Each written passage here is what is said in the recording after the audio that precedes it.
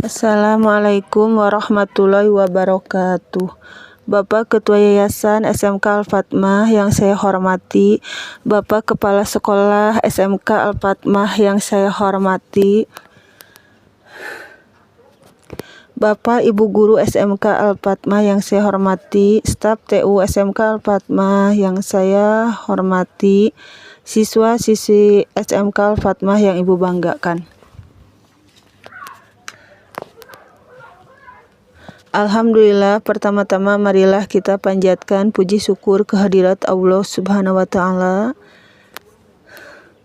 Dan alhamdulillah juga kita masih bisa mengikuti kerohanian yang dilaksanakan setiap hari Jumat di pagi hari sebelum jam pembelajaran dimulai. Semoga rahmat dan salam dilimpahkan kepada junjungan alam Nabi besar Muhammad SAW, kepada keluarganya, sahabatnya, dan para pengikutnya termasuk kita semua sampai akhir zaman. Amin ya Allah ya Rabbal Alamin. Siswa-siswi SMK Al-Fatmah, marilah kita mulai dengan materi kerohanian. Nah, kita bareng-bareng ya untuk menyimaknya. Nah, ini materi yang ke-1, kapan pernikahan itu dinyatakan sempurna? Apakah sebelum dilangsungkannya akad nikah seorang wanita telah menjadi hak seorang laki-laki sebagai istrinya apabila wanita itu telah menerima mahar yang dia inginkan? Nah, kita bareng-barang bahas ya.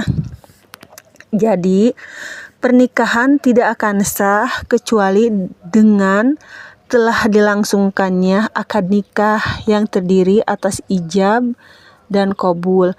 Di samping itu harus ada kerelaan dan persetujuan dari kedua belah pihak. Dalam hal ini suami dan istri, akad yang diucapkan harus mengandung kata-kata yang menyatakan terjalinlah hubungan pernikahan. Nah, contohnya si laki-laki mengucapkan kata-kata yang menyatakan keinginan untuk menikahi si wanita tersebut. Sementara sebaliknya si wanita itu atau wakilnya menjawabnya dengan kata-kata penerimaan dan persetujuan atas keinginan pihak laki-laki. Selain itu juga ijab qabul harus dilangsungkan pada satu tempat, tidak adanya jeda waktu yang terlalu lama. Di antara ucapan ijab qabul harus ada saksi yang menyaksikan pernikahan tersebut, tidak ada batasan-batasan yang dikemukakan dalam akad, dan juga harus ada mahar. Jadi biar sah ya, jadi harus ada saksi. Kalau tidak ada saksi tidak akan sah pernikahannya. Dari penjelasan yang telah dikemukakan, maka kita dapat menjawab pertanyaan yang telah dilontarkan. Nah, jika seorang suami telah melaksanakan akad nikah dengan sempurna dan telah memenuhi semua syarat yang diharuskan, maka wanita tersebut telah sah menjadi istrinya dan halal bagi mereka berdua untuk melakukan suami istri. Baik pihak laki-laki itu karena telah membayar mahar maupun belum. Jika dia telah membayar mahar, maka itulah yang diharapkan.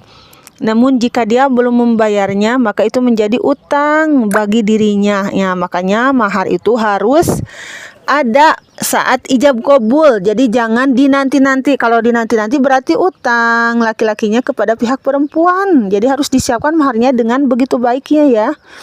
Dan jika harus membayarnya ketika telah istrinya, jika tidak menggolinya, nah, mengucapkan akad sebelum mengguli, dia harus membayar mahar tersebut setelah itu. Jadi harus ada mahar dulu untuk menjalin hubungan antara suami istri. Nah, kalau belum ya maka ngutang dulu ya, janganlah, harus ada mahar dulu ya terlebih dahulu.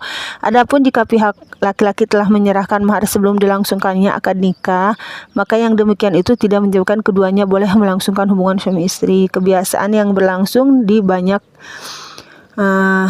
jadi harus membayar mahar sebelum akad nikah agar dapat disebut serupa pertunangan atau membawa antaran untuk meminang atau yang serupa dengan itu semua. Itu tidak menyebabkan berlangsung. Akad nikah hanya dikatakan sah dengan ucapan akad sebagaimana yang dinyatakan oleh agama. Jadi harus disiapkan untuk suatu pernikahan yang sah ya, dalam ijab qabul dan ada saksi juga. Dan selanjutnya nih kehormatan kehidupan perkawinan.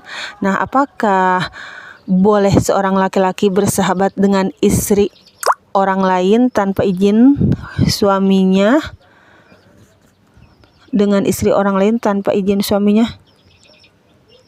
Jadi kita bareng bahas ini ya, boleh apa tidaknya. Nah, di sini Nabi pun bersabda di sini, istri yang terbaik adalah yang apabila suaminya memandangnya, maka ia menyenangkannya, dan apabila suaminya memberikan perintah kepadanya, ia menaatinya, serta apabila suaminya tidak ada di sampingnya, maka ia menjaga harta dan kehormatannya.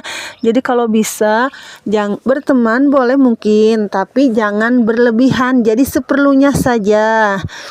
Pernikahan adalah bentuk ikatan yang suci antara laki-laki dan perempuan yang wajib dipelihara dan dijaga. Jadi jangan disepelekan karena pernikahan itu adalah suci. Ikatan yang suci ini menjadikan seorang istri terbatas hanya untuk suaminya dan tidak boleh untuk orang lain. Tidak dibenarkan ia bergaul dengan berkawan dengan orang-orang yang bukan mahramnya dengan izin maupun tanpa izin dari pihak suami atau dari suaminya sendiri. Nah, Al-Quran juga di sini menjelaskan atau mengungkapkan ya ikatan yang terhormat ini dengan perkataannya yang artinya di sini nih ada artinya. Dan mereka istri-istrimu telah mengambil dari kamu berjanjilah yang kuat. Jadi kalian harus berjanji antara suami istri, tidak boleh mempunyai teman yang berlebihan mungkin ya. Kalau seperlunya mungkin diperbolehkan. Berlebihan tuh seperti apa contohnya? Nah, ya terlalu berlebihan aja lah, menganggap yang tidak seperlunya dia malah lebih dari itu. Fitrah manusia yang lurus tidak dapat menerima pergaulan sang istri dengan orang yang bukan mahramnya, dan tidak terbayangkan bahwa ada seorang suami yang mengizinkan sang istri bergaul dengan orang lain yang bukan muhrimnya. Jadi itu tidak boleh ya, dan tidak ada suami mengizinkan istrinya dengan orang lain ataupun pergaulan sebagaimana yang disebutkan.